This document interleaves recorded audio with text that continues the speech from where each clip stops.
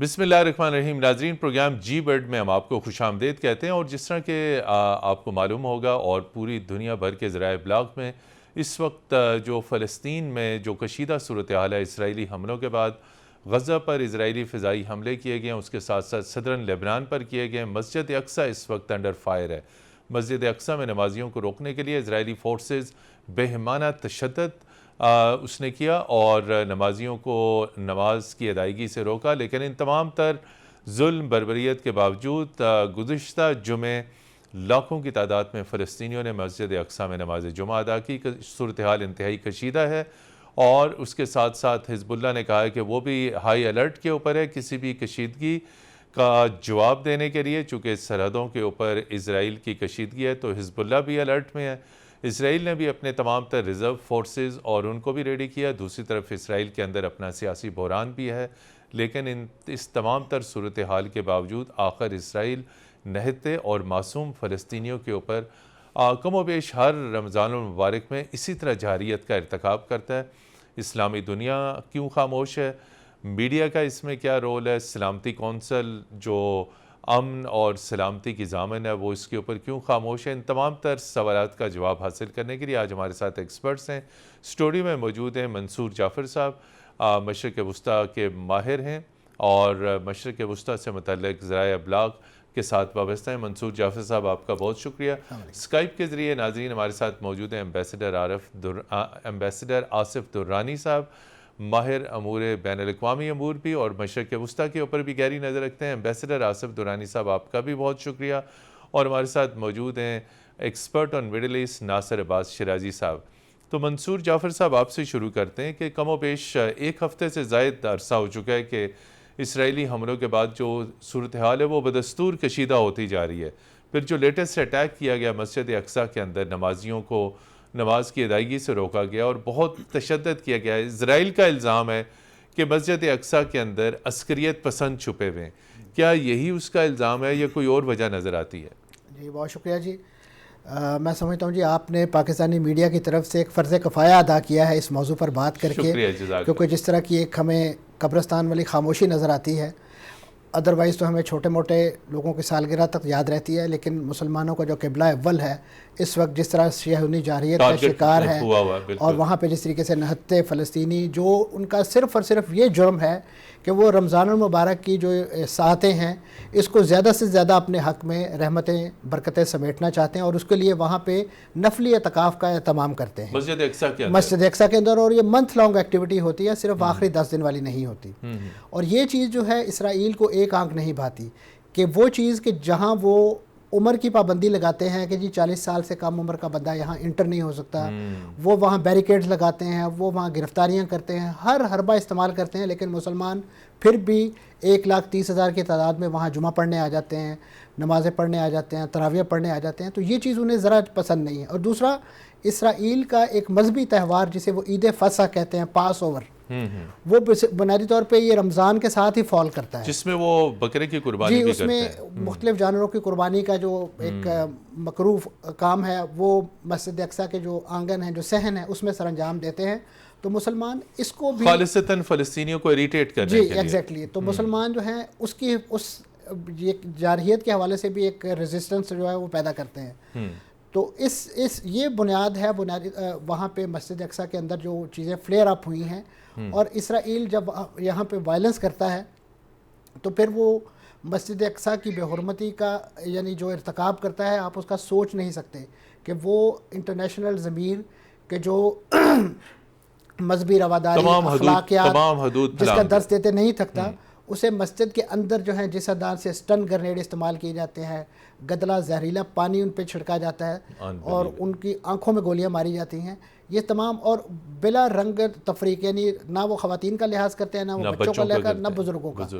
اور آپ نے دیکھا ہوگا جس انداز سے آج کل کیونکہ سوشل میڈیا کا دور ہے، وہاں پہ جس طرح سٹیزن جرنلزم، مختلف فلسطینی جرنلسٹ ایکٹیو ہیں، ان کے کیمروں کے اندر سے سوشل میڈیا کے ذریعے جو چھن کر آنے والی جو ویڈیوز ہیں وہ رونگٹے کھڑے کر دینے والی ہیں. اور میں سمجھتا ہوں کہ اسے دیکھ کر یعنی جو عالمی ضمیر ہے اسے کسی انداز سے کوئی ہوش کے ناخن لینے چاہیے. لیکن ہمارے ہاں جو دیکھنے میں آ رہا ہے وہ صرف اور صرف مذمتی قراردادیں ہیں یا ہم ہنگامی اجلاس وہ بھی ہم 10 دن بعد بلانے کے قائل ہیں، جس میں وہ فورم کے جس کی بنیاد فوری طور پہ جن کے اجلاس ہونے جی خاص طور پہ مسجد اقصیٰ کے حوالے سے جس فورم کا تاسیس ہوئی تھی OIC، وہ بھی اس وقت ان ایکٹیو ہے، خاموش ہے. وہاں سے بھی ایک قرارداد آ جاتی ہے، اس سے زیادہ وہاں کوئی چیز ہو نہیں سکتی. آج کے دور میں آپ کو پتہ ہے ایک معیشت کا دور ہے، یہاں پہ کوئی ضروری نہیں ہے کہ آپ لاؤ لشکر کے ساتھ اسرائیل پر چڑھائی کریں. اسرائیل کو اگر آپ سفارتی محاذ پر بھی تنہا کر دیتے ہیں، اسرائیل کو معاشی محاذ پر بھی تنہا کر دیتے ہیں، تو اسرائیل کی تو اپنی کوئی پروڈکشن نہیں ہے، وہ ساری چیزیں باہر سے منگواتا ہے. اور خاص طور پہ عرب دنیا سے بہت ساری ڈیری ان کے ہاں آتی ہے، بہت ساری چیزیں آتی ہیں.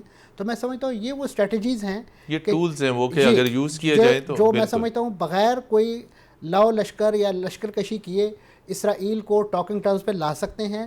اور فلسطینیوں کے وہ حقوق جو اس نے پچھلے 75 سال سے غصب کر رکھے ہیں، نہ وہ اقوام متحدہ کے قراردادوں کو خاطر میں لاتا ہے، اور نہ وہ جو اس وقت خود ان کے سرپرست اعلیٰ امریکہ ہیں ان کی طرف سے جس انداز سے تشویش اور اس پوری جو فلیئر اپ ہوا ہے اس پر انہوں نے کنسرن شو کیا، اس پر انہیں کوئی دھیان ہے. وہ سمجھتے ہیں کہ جی اس وقت، اور خاص طور پہ اس وقت جو وہاں حکومت بنی ہے تقریباً 6-7 ماہ پہلے، وہ انتہائی دائیں بازو کی حکومت ہے، جن کا مذہبی عقیدہ ہی یہ ہے کہ جتنا زیادہ فلسطین کی سرزمین پہ خون بہے گا اتنی ہی زیادہ، خاص طور پہ جو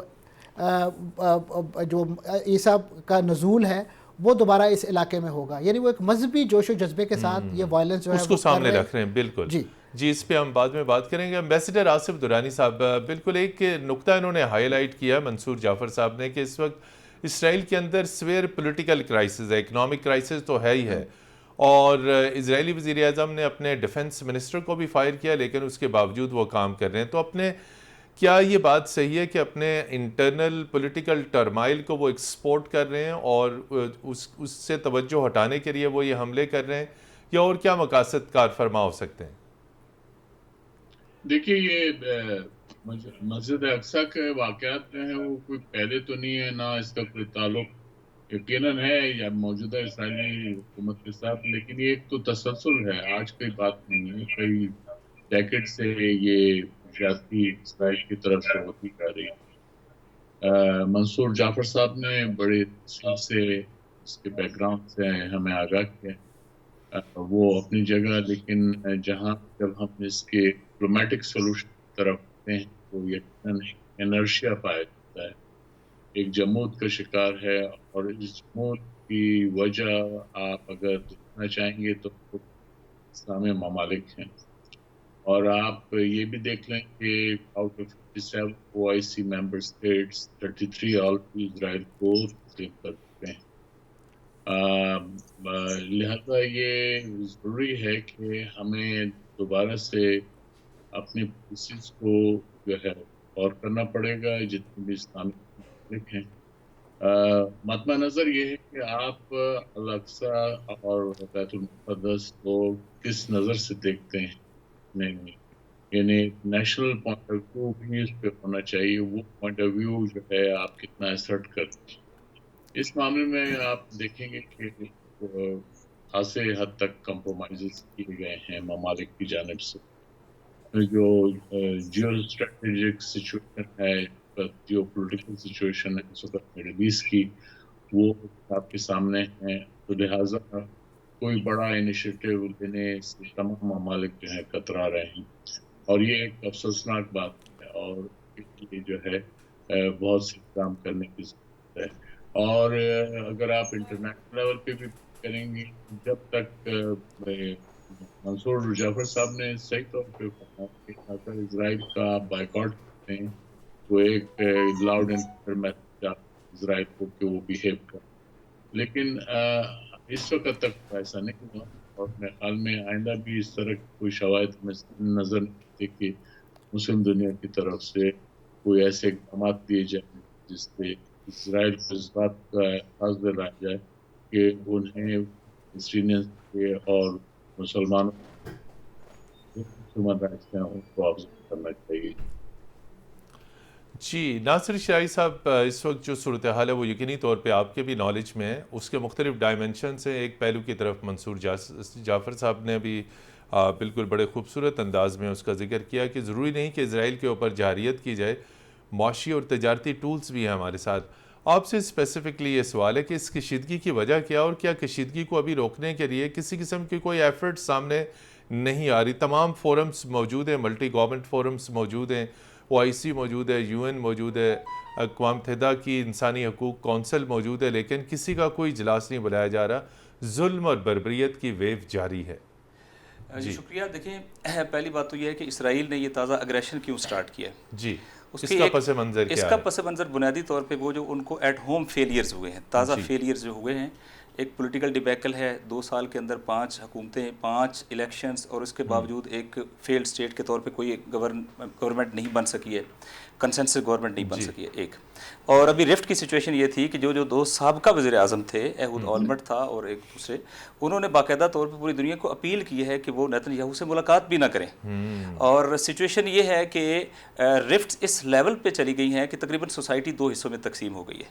جب آپ انٹرنل مشکل کا شکار ہوتے ہیں، انٹرنل رفٹس ہوتی ہیں، اور پولیٹیکل کے ساتھ ساتھ آپ کو اکنامک ایشوز، کیونکہ ظاہر ہے یہ پوری دنیا سے ایک خاص اسکول آف تھاٹ کو لے کے آئے ہیں کہ یہاں پہ آپ کو اکنامک پراسپیرٹی ملے گی اور یہاں ایک ہب جو ہے ہم آپ کو پرووائڈ کریں گے جس میں پیسفل ایٹماسفیئر ہوگا. جب وہ اویلیبل نہیں ہوا تو الٹیمیٹلی ایک پریشر ہے گورنمنٹ کے اوپر، اور ہمیشہ سے وہ پریشر کو کاؤنٹر کرتے ہیں کوئی ایک محاذ کھول کے، جس کے نتیجے میں ان کے ہاں انٹرنل یونٹی آتی ہے.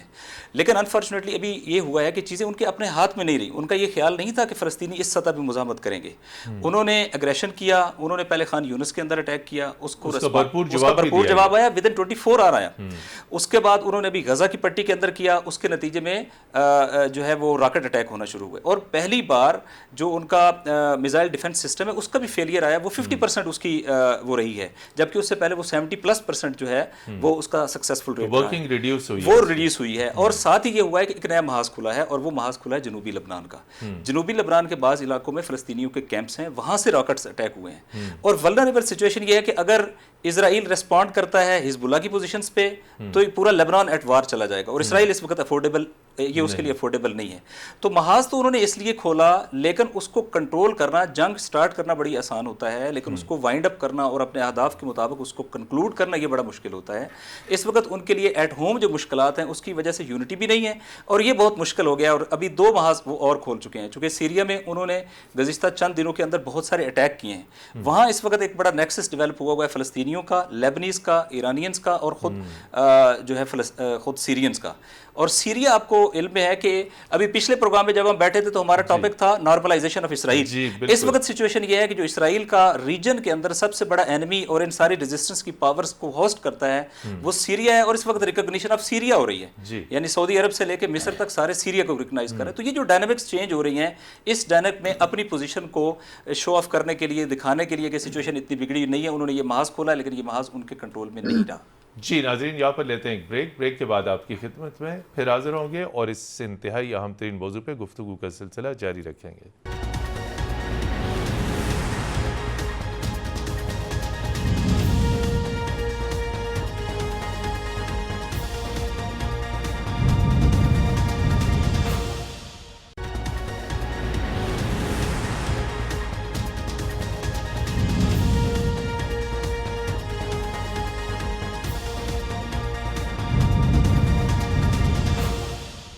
جی ناظرین، پروگرام جی ورڈ میں ایک مرتبہ پھر خوش آمدید، اور ہم بات کر رہے ہیں اس وقت فلسطین کی کشیدہ صورتحال، اسرائیلی ظلم اور بربریت. منصور جعفر صاحب، بالکل بڑا نقطہ انہوں نے اہم اٹھایا ناصر شیرازی صاحب نے، کہ اس وقت سیریا کی ریکگنیشن کی بات ہو رہی ہے. آپ کیا سمجھتے ہیں کہ اس وقت جو مڈل ایسٹ میں جو ڈائنامکس چینج ہو رہی ہیں، بڑی اہم تبدیلیاں ہو رہی ہیں، اس کا اسرائیل کے اوپر کچھ اثر پڑے گا؟ اس کی جو ڈومیننس اور اس کا جو اثر و رسوخ ہے مڈل ایسٹ کے اندر، وہ کہیں کم ہو پائے گا؟ میں سمجھتا ہوں جی اس وقت جس شیکنگ پوزیشن میں اسرائیل موجود ہے وہ تاریخ کا شاید یعنی ایک ایسا فقید المثال مومنٹ ہے کہ اس سے پہلے کبھی ہوا نہیں کہ اسرائیل کو ایٹ اے ٹائم جو ہے اپنی جو سو کالڈ اسٹریٹجی ہے اس میں 4 محاذوں پر لڑنا پڑ رہا ہے، اور ناکامی کا سامنا بھی ہے. جنوبی لبنان انہوں نے کھول لیا ہے، داخلی طور پہ جس طرح پریشانی کا شکار ہے، لیکن جو سب سے بڑا چیلنجنگ صورت ہے وہ علاقے جو 48 میں اسرائیل نے اپنے قبضے میں لیے تھے، اور وہاں کی جو فلسطینی عرب اقلیت ہے اس وقت وہ ان کے خلاف سٹریٹس پر ہے. وہ ان کے لیے بہت بڑا چیلنج ہے، اور جس کے ساتھ وہاں پہ جو اسرائیلی ہیں جو تنگ ہیں خود اپنی حکومت کے اقدامات سے، وہ بھی خود سٹریٹس پر ہیں.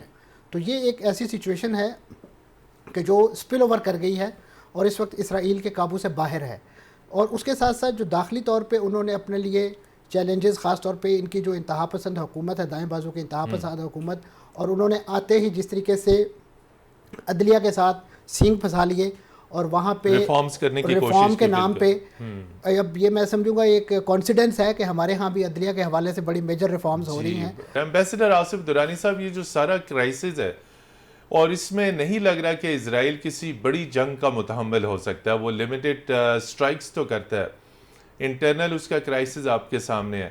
کیا اسلامی دنیا کے لیے بہترین نہیں ہے کہ اس وقت کوئی ایسی اسٹریٹجی ڈیولپ کرے اور اس صورتحال کا فائدہ اٹھائے، اسرائیل کو آئسولیٹ کیا جائے اور اسے مزید، تاکہ اسے معاشی، تجارتی اور سفارتی سطح کے اوپر مزید نقصانات کا سامنا کرنا پڑے؟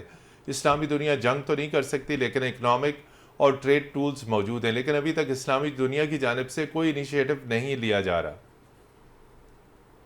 جی، کرنے کو تو بہت کچھ ہو سکتا ہے، لیکن بہرحال ابھی وہ خود اسلامی دنیا کرائسس کا شکار ہے، آپس میں ان میں کوئی اتحاد نہیں. ابھی لے دے کے ایران اور سعودیہ کے درمیان اپروچمنٹ کی بات ہو رہی، اور تو اس کو ویلکم کرنا چاہیے، لیکن آگے کیا رخ اختیار کرتا ہے ابھی کہنا قبل از وقت ہے. ایک چیز میں یہ فلیگ کر دوں کہ فلسطین کے اندر جو ہے وہ انتفادہ بھی رہا ہے، انتفادہ 1 رہا ہے، انتفادہ 2 رہا ہے، اور وہاں پہ ادھر ادھر جو ہے یہ انریسٹ ہو جاتا ہے. لیکن وہاں المیہ بھی یہ ہے کہ حماس، فتح اور اسلامک جہاد، وہ آپس میں they don't see eye to eye with each other، ان کے اندر ڈسیونٹی ہے. تو اس سے جو ہے سب سے بڑا جو کاز ہے، فلسطین کاز کو نقصان پہنچ رہا ہے. ضرورت اس بات کی کہ فلسطین جو ہے وہ اپنے اندر اتحاد، اور میرے خیال میں اسرائیل کا اچھا خاصا انگریس ہے فلسطین کے اندر وہاں پہ ان کی ڈسیونٹی کے لیے. تو اس لیے میں اب مطلب یہ ہے کہ میرے نزدیک تو ریئلسٹک اپروچ ہے اڈاپٹ کرنے کی ضرورت. سب سے پہلے فلسطینیز کے اندر اتحاد آئے، تو اس کے بعد وہ جب آپ نے دیکھا کہ جب وہ انتفاضہ تھا تو اس میں اسرائیل کے لیے خاصی مشکلات پیدا ہو گئی تھی. یعنی نہتے فلسطینی جس طرح سے ایجیٹیٹ کرتے تھے اور صرف جو ہے پتھر کے ذریعے جو ہے اپنی بات منوانے کی کوشش کی، یا جو اسرائیل کو بیک فٹ پہ جو ہے انہوں نے لا کے کھڑا کیا، وہ اب صورتحال ہمیں اس طرح سے نظر نہیں آتی. میں نہیں سمجھتا کہ اسرائیل جو ہے اس وقت بیک فٹ پہ ہے ان کے کرائسس کے باوجود، کیونکہ اگر آپ نے دیکھا ہے کہ الٹرا رائٹ گورنمنٹس وہاں پہ اس وقت جو کولیشن گورنمنٹ ہے وہ سب موجود ہے وہاں پہ، وہ ہر کوشش کرتے ہیں کہ وہ انسٹیگیٹ کریں وہاں پہ ایسی صورتحال جس کے تحت وہ اپنا ایجنڈا جو ہے پروموٹ کر سکیں، اور وہ کر رہے ہیں. اور Palestinians are at receiving end. میں بڑے یعنی دکھی دل کے ساتھ ہی بات کی جا سکتی ہے، لیکن یہ ایسے ہی ہو رہا ہے، اور اس میں سب سے بڑی جو رکاوٹ ہے وہ فلسطین کا آپس میں جو ہے وہ اتحاد نہ ہونا ہے. بالکل. جی، ناصر شرائعی صاحب بڑے اہم نکات کی طرف انہوں نے اشارہ کیا، لیکن انہوں نے جو بات کی اس پہ چونکہ آپ کی خاص طور پر ایران اور سعودیہ کے ریلیشنز کے اوپر آپ نے یقینی طور پہ اسے مانیٹر بھی کیا ہوگا. یہ کتنا ہارم فیکٹر ہو سکتا ہے؟ چونکہ ایک زمانے میں لیبنان جو تھا وہ مرکز تھا، ادھر ایرانین بھی وہاں پہ یقینی طور پہ اس کا بھی انفلوئنس تھا، سعودی عرب کا بھی انفلوئنس تھا. ابھی یہ جو گزشتہ روز بیجنگ میں دونوں ملکوں کے وزرائے خارجہ کو ہوسٹ کیا چین نے، آپ کیا سمجھتے ہیں کہ آئندہ آنے والے دنوں میں یہ دو بڑی اہم قوتیں مشرق وسطیٰ کے امن کے اوپر کیا اثرات مرتب ہوں گے؟ یہ بہت امپارٹنٹ ہے، اور میرا خیال ہے کہ یہ نہ صرف یہ کہ پورے مڈل ایسٹ کو ری شیپ کر رہا ہے، بلکہ اس کا گلوبل آرڈر کے اوپر بڑا امپیکٹ ہے. چونکہ جو مڈل ایسٹ کی جیو پولیٹیکل سچویشن ہے وہ ایسی ہے کہ جو اس کو کنٹرول کرتا ہے اس کا ورلڈ کے اوپر ایک ڈومیننس کریٹ ہوتی ہے. ان اے سینس آپ کہہ سکتے ہیں کہ ان اے سینس ایک نئی طرح کے یہ ہارٹ لینڈ ہے، چونکہ یہ آئل ریسورسز کے حوالے سے، ٹریڈ روٹس کے حوالے سے، ہسٹوریکل بعض دیگر چیزوں کے حوالے سے جو اس کو کنٹرول کرتا ہے وہ ورلڈ کے اوپر ڈومیننٹ کرتا ہے. تو اب یہاں سچویشن یہ تھی کہ امریکہ کی یہاں ریلیونس یہ تھی کہ ایرانین تھریٹ کو وہاں پہ پیش کر کے اس طریقے سے سچویشن کریٹ کی گئی کہ اونلی امریکہ ہے جو آپ کو پروٹیکٹ کر سکتا ہے ایرانین تھریٹ سے. اب جب سچویشن بدل رہی ہے اور کنٹریز آپس میں بیٹھ رہے ہیں اور اس میں میڈیشن چائنا کی ہے جو ظاہر ہے امریکہ کے مقابلے میں دوسرے بلاک کو ریپرزینٹ کرتا ہے, تو پہلی بات تو یہ سمجھ لینا چاہیے کہ امریکہ کے اوپر جو ان کی ڈپینڈنس تھی وہ اب منیمائز ہونے جا رہی ہے. اور جب آپ آپس میں بیٹھتے ہیں تو بہت سارے کانفلکٹ آپ ریزالو کر سکتے ہیں. مثلا اس وقت جو امیڈیٹ کانفلکٹ کے ایس اے کو درپیش ہے وہ یمن کا مسئلہ ہے, ان کے بارڈر کے اوپر ہے. اور آج کی اطلاعات یہ ہیں کہ جو میڈیشن ہو رہی ہے اس کے نتیجے میں میرا خیال ہے کہ یمن کے حوالے سے عمان اس میں میڈیٹر کا رول پلے کر رہا ہے, اور ظاہر ہے اس کے پیچھے ایرانین نے بہت اچھا رول پلے کیا, اور اس کے نتیجے میں یہ اس وار سے پیچھے ہٹ رہے ہیں. اور اس کا مطلب اس میں اچھی خبر سامنے آ رہی ہے. جی, اس میں بہت اچھی خبر سامنے آ رہی ہے, اور ایک پولیٹیکل سچویشن کی طرف ان کو جانا پڑے گا. چونکہ ہوا یہ ہے کہ 7 سال کی جنگ میں 1 انچ بھی جو ہے وہ جو حوثی لیڈ فورسز تھیں انصار اللہ وہ انہوں نے نہیں دیا ہے, اور انہوں نے کیپٹل کو بھی اسی طرح ٹیک اوور رکھا ہے, اور حدیدہ تک انہوں نے اپنا روڈ لنکیج جو ہے وہ اس کو برقرار رکھا ہے. تو جب ادھر سے یہ ریلیکسیشن ملے گی کے ایس اے کو, تو آپ کو یہ سمجھنا چاہیے کہ تھوڑا بہت سیریا کے حوالے سے بھی جو نارملائزیشن ہوئی ہے تو وہاں پہ بھی پھر ان کو سیرین سولیڈیرٹی کی سپورٹ کرنی پڑے گی. اور سیریا کی سولیڈیرٹی کو اسرائیل ہٹ کر رہا ہے اور اعلانیہ طور پہ ہٹ کر رہا ہے. ابھی دمشق میں انہوں نے اٹیک کیا ہے. تو آپ یہ سمجھیں کہ یہ جو نارملائزیشن وہاں پہ ہو رہی ہے اس کے نتیجے میں ان کو اسرائیل کے مقابلے میں اور سیریا کے ساتھ سٹینڈ لینا پڑے گا, اور یہ پوزیشن کس کو مستحکم کرے گی؟ یہ ریزسٹنس کی پاورز کو مستحکم کرے گی. اگرچہ وہاں فلسطینیوں کے اندر ڈویژنز ہیں, لیکن جو ریزسٹنس کے لوگ ہیں نا, فتح ہے, اسلامی جہاد ہے, پھر ابھی حزب اللہ ہے, پھر اس کے ساتھ جو ان کے دیگر لنکیجز ڈیولپ ہو گئے, انہوں نے اپنی پوزیشن دکھائی ہے کہ وہ پولیٹیکلی بھی, جیسا کہ غزہ ہے, غزہ کے اندر آج تک کوئی اور ٹیک اوور نہیں کر سکا ہے, وہ حماس کے پاس ہے. اور پھر ویسٹ بینک کے اندر یہ سمجھا جاتا تھا کہ یہاں تو کبھی ریزسٹنس پنپ ہی نہیں سکتی, لیکن آپ نے وہاں دیکھا کہ انہوں نے کتنا زبردست ریزسٹ کیا ہے اور پورے اسرائیل کو جو وہ ہٹ کیا ہے. تو اس نئے ڈائنامک کو ہمیں سمجھنا ہوگا, اور شاید اسرائیل بھی اس نئی سچویشن کو نہیں انڈرسٹینڈ کر پا رہا, اور یہی اس کی کنفیوژن ہے جس کی وجہ سے وہ بعض ایسے اقدام کر رہے ہیں کہ جو ان کو بیک فائر کرتے ہیں اور کاؤنٹر پروڈکٹیو ہو رہے ہیں. ابھی ایک نقطہ ایڈ کر دوں, ابھی یہ جو سیریا کے حوالے سے جو فلسطینی مزاحمتی تحریکیں ہیں اس میں حماس کیونکہ وہاں بیس کرتی تھی, اور اس کرائسس کے پیدا ہونے کے بعد انہیں وہ سیریا کو چھوڑنا پڑا اور قطر کو اپنا مسکر بنانا پڑا. تو اب حماس نے خود ایک اندیا ظاہر کیا ہے کہ ہم دمشق واپس آ رہے ہیں. تو یہ ایک بہت بڑی ڈیولپمنٹ ہے. Hamas is returning to Damascus. جی ناظرین, یہاں پر لیتے ہیں ایک بریک کے بعد جب ہم حاضر ہوں گے تو ہم اپنے ماہرین سے جاننے کی کوشش کریں گے اس ساری مشرق وسطیٰ کی بدلتی ہوئی صورتحال میں پاکستان جو اسلامی دنیا کا اہم ترین ملک ہے وہ کہاں کھڑا ہے, پاکستان کی کیا حکمت عملی ہونی چاہیے, کیا اسٹریٹجی ہونی چاہیے, اس پہ ہم بات کریں گے.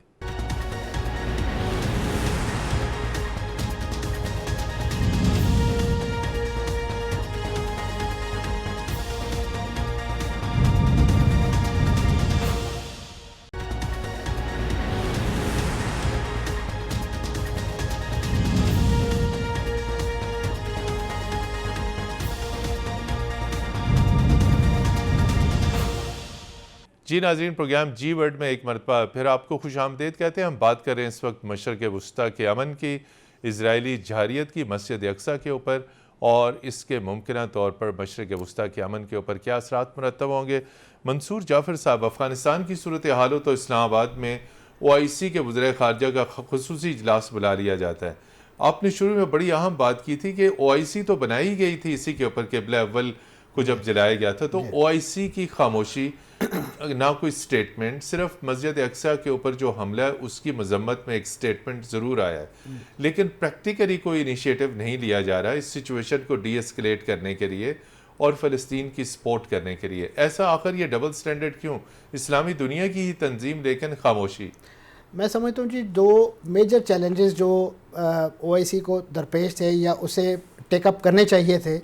ایک تو جس مقصد کے لیے اسے بنایا گیا تھا وہ مسئلہ آج تک جوں کا توں چلا آ رہا ہے, بلکہ اس میں آئے روز نئی چیزیں ہیں, نئے جہتیں جو ہیں وہ ایڈ ان ہوتی جا رہی ہیں.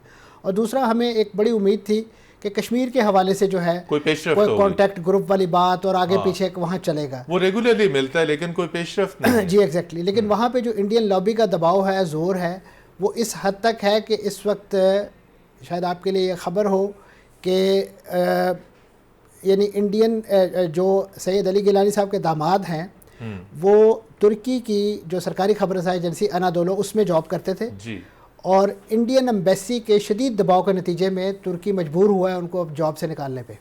یہ تو بہت ہی تشویشناک اور قابل. اور یہ وہ ترکی ہے کہ جس کو ہم خلافت کا ہرکارہ اور سب کچھ بنائے بیٹھے ہیں. تو یہ انڈین انفلوئنس ہے, اس کو ہم کاؤنٹر نہیں کر سکے نہ او آئی سی کے لیول پہ. اور بھارت نے یہ اثر و رسوخ ترکی کے اوپر استعمال کیا ہے. اور جہاں تک بات آپ کی افغانستان کے سلسلے میں او آئی سی کے اجلاس کی ہے, تو آپ نے دیکھا ہوگا کہ او آئی سی کا اجلاس وہ ساری بارات تو اکٹھی ہو گئی, لیکن جب اس کا گروپ فوٹو بنا تو اس میں دولہا ہی نہیں تھا. اس میں افغان ریپرزنٹیشن جو موجود تھی ان کو آؤٹ کر دیا گیا.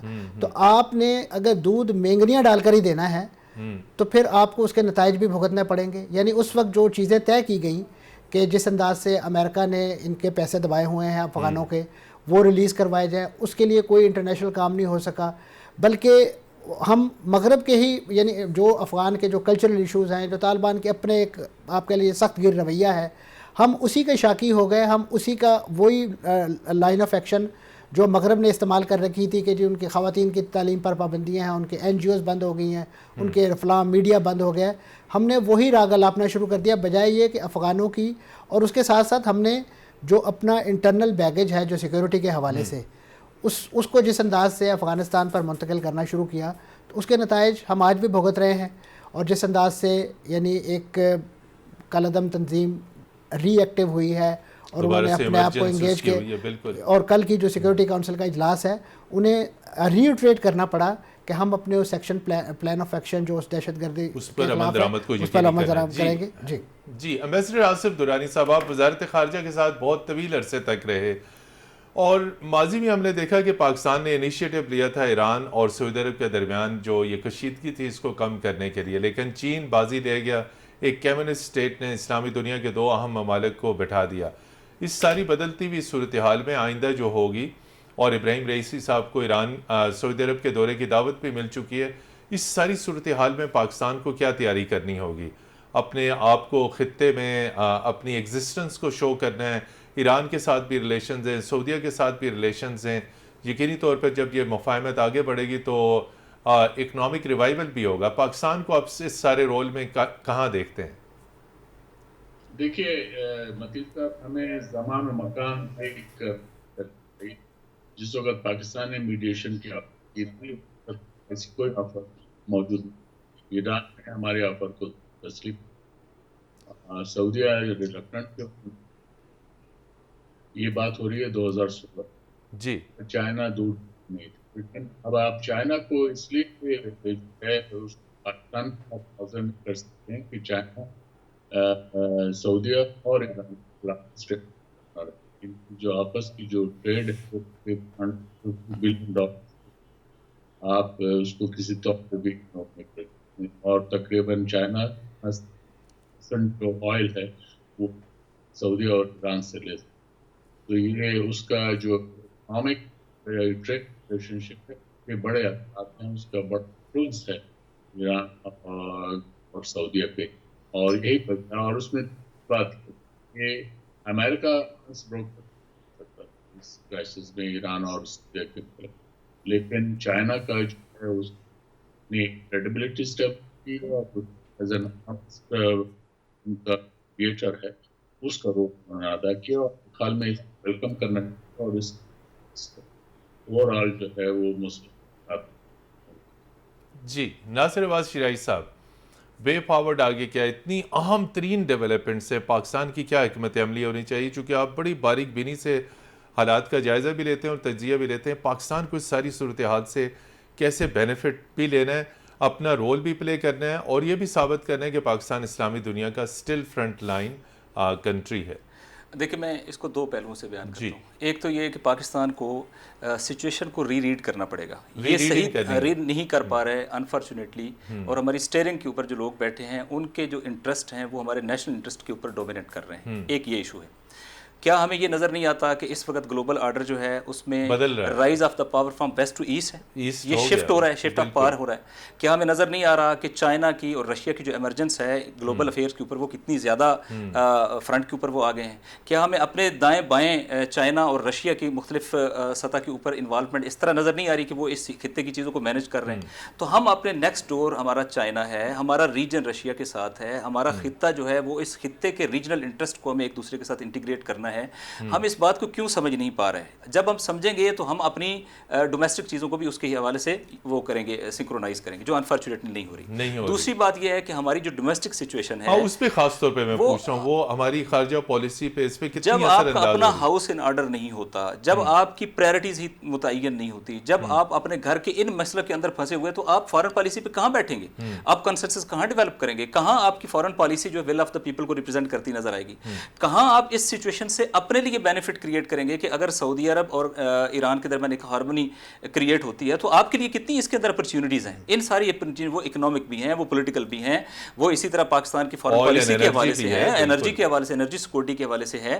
تو وہ ساری چیزیں ہم اپنی ایڈریس نہیں کر پا رہے. تو انفارچونیٹلی ہم اپنی بہترین جیو پولیٹیکل سچویشن کو بھی یوٹیلائز نہیں کر پا رہے, اور ہم اپنی اس جو اس وقت انوائرمنٹ بنا ہوا ہے پولیٹیکل, اس سے بھی اپنے لیے فائدہ کریٹ نہیں کر پا رہے. اس کی بنیادی وجہ یہ ہے کہ ہمارا اس وقت ڈومیسٹک سچویشن نے ہمیں اتنا اوور آکوپائی کیا ہوا ہے, انگیج کیا ہوا ہے کہ ہم ان ایشوز میں اپنا انپٹ ہی نہیں دے پا رہے. آپ ایران کے اوپر ایکسپرٹ ہیں, کوئکلی یہ بتائیے گا, یہ جو سرحد پار سے جو دہشت گردی کا حملہ ہوا ہے اور اس پہ ہماری جو عسکری فورسز ہیں انہوں نے ایران سے کہا کہ ان ٹیررسٹ گروپس کو کنٹرول کیجیے, کون سے ٹیررسٹ گروپس ہیں جو پاکستان ایران کے تعلقات کو سبوتاژ کرنا چاہتے ہیں؟ یہ ابھی چیزیں اور بہتر ہوگی. دیکھیے ایک مسئلے کے اوپر ہمیں کلیئر رہنا چاہیے کہ پاکستان اور ایران کا بالخصوص بلوچستان کے حوالے سے جو ان کا فیوچر ہے وہ ایک دوسرے کے ساتھ انٹر لنکڈ ہے. اگر ادھر بلوچستان کی آزادی کی کوئی موومنٹ نعوذ باللہ تھوڑا بہت پاور پکڑتی ہے تو وہ ایران کے اندر جائے گی, اور اگر ادھر ہوتی ہے تو وہ پاکستان کے اندر جائے گا. تو دونوں کا انٹرسٹ اور دونوں کا جو یہ ایک دوسرے کے ساتھ مربوط ہے.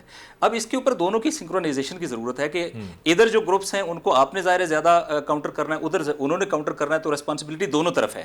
تو اس میں کوئی پرابلم نہیں ہے, وہ بھی اس ریسپانسبلٹی کو ادا کرنے کے لیے تیار ہیں اور یہ بھی تیار ہیں, لیکن اس کو ذرا زیادہ کنسسٹنٹ طریقے کے ساتھ دیکھیں گے تو میرے خیال یہ مسئلہ آئندہ فیوچر میں بالخصوص اب یہ جو جند اللہ اور یہ والے گروپس ان کو اگر سپورٹ ملنی بند ہو گئی تو یہ چیزیں ہماری بارڈرز کے اوپر بہتر ہونا شروع ہو جائیں گی. جی ناظرین, بالکل اس ساری بدلتی ہوئی صورتحال میں اسرائیلی جو حملہ ہوا مسجد اقصی کے اوپر, فلسطین کی کشیدہ صورتحال, پاکستان کو بطور فرنٹ لائن سٹیٹ OIC کی جو تنظیم ہے اس میں اس کے اوپر فوری طور پہ کوئی انیشیٹو لینا ہوگا تاکہ فلسطین کے اوپر اسرائیلی جارحیت نہ صرف بند ہو سکے بلکہ اس کا کوئی مستقل حل بھی نکالا جائے. اس کے ساتھ ساتھ ایران اور سعودی عرب کے درمیان جو اس وقت انتہائی اہم ملاقاتوں کا سلسلہ جاری ہے, آئندہ جب خطے میں صورتحال بدلے گی تو پاکستان کو بھی فوری طور پہ اپنی تیاری کرنا ہوگی. اس کے لیے ضروری ہے کہ پاکستان اپنے انٹرنل اکنامک اور پولیٹیکل کرائسس کو اوورکم کرے, تبھی اسلامی دنیا کے اندر پاکستان ایک مضبوط ریاست کے طور پر ابھر کر اسلامی دنیا کے تنازعات کو حل کرنے کے لیے کسی پوزیشن میں ہوگا. ناصر عباس شیرازی صاحب, منصور جعفر صاحب اور ایمبیسڈر آصف درانی صاحب, آپ تینوں حضرات کا بہت شکریہ. پروگرام جی ورلڈ کی ٹیم کو اگلی اتوار تک کے لیے اجازت دیجیے. خدا حافظ.